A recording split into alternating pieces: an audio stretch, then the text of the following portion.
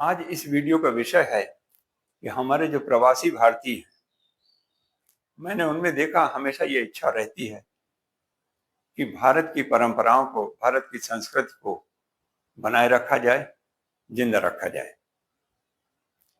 अभी हाल में जो अहमदाबाद में 12 जून को जो विमान हादसा हुआ, एयर इंडिया का बोइंग क्रैश हुआ, उसमें भी एक यात्री था जो ब्रिटेन का था और भारत अपनी पत्नी की अस्थियां लेके उनको भारत की नदियों में विसर्जित करने के लिए लाया था।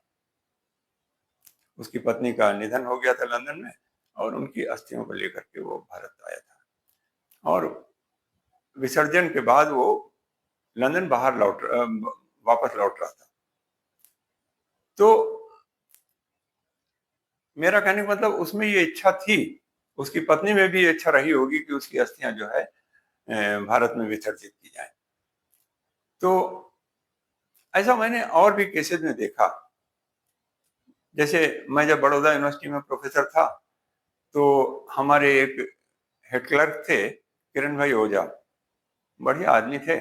तो किरण भाई ओझा की ससुराल इंग्लैंड में थी और इंग्लैंड में जब उनके ससुर का निधन हुआ तो उनकी अस्थियां संगम में प्रवाहित करने के लिए, प्रयागराज संगम में प्रवाहित करने के लिए उनका साला जो है लेकर के आया था।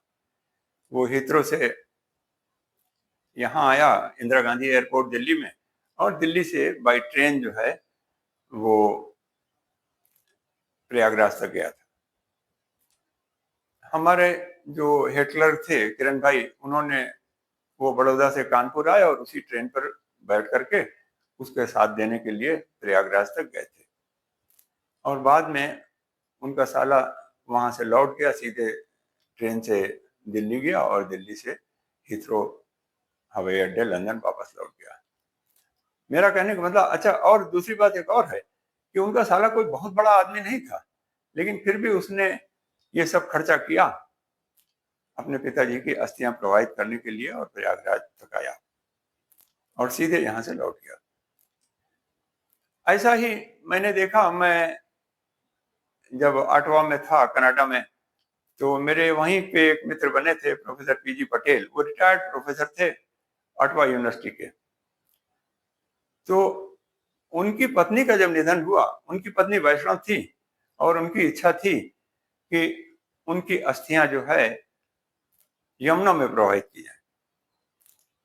तो किसी कारणवश जो है, वो वृद्ध भी थे, किसी कारणवश जो है प्रोफेसर पीजी पटेल यमुना तक नहीं आ सकते थे, तो उनकी अस्थियां मैंने प्रवाहित की थी दिल्ली में, यमुना में।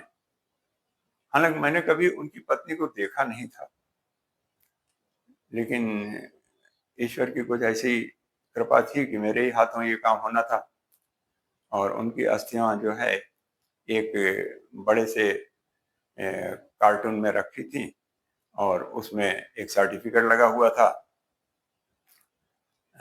डिप्टी हाई कमिश्नर का, इंडिया के डिप्टी हाई कमिश्नर का जो कनाडा में है, और उसमें लिखा था, this box contains the Ashes of Mrs so and so who passed away on this and this date and who was cremated the, on this and this date at this and this place। तो वगैरह वगैरह उसके details लिखे थे ताकि कोई custom वगैरह में प्रॉब्लम ना हो। तो यही बस मेरा कहना था कि जो हमारे प्रवासी भारतीय हैं जो भारत से जाकर बस गए हैं, पर्टिकुलरली जो मैं फर्स्ट जनरेशन के गुजरातीज को देखता हूँ, उनमें ये भावना रही है कि भारतीय संस्कृति को कायम रखा जाए, कायम ही न रखा जाए बल्कि उसको प्रमोट भी किया जाए। तो आज के लिए साथियों बस इतना ही। धन्यवाद, नमस्कार।